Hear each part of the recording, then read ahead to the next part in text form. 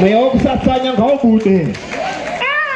Kuna kana kuda chikafu munhu waMwari wekuti akanzwa chibheka chemicrowave chati ubasa kuti hakuna umwe akasiya munya ndini. Iwe zvibate nezita raJesu.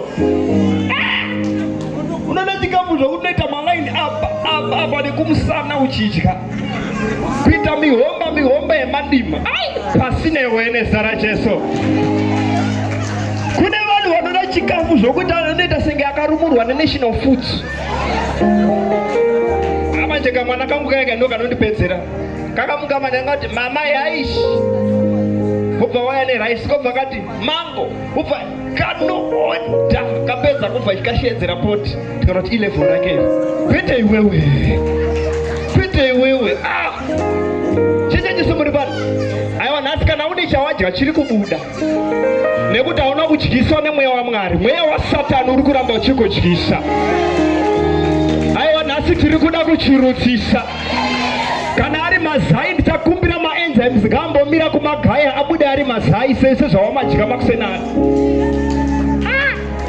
Uchinyengerwa naSatani wewe.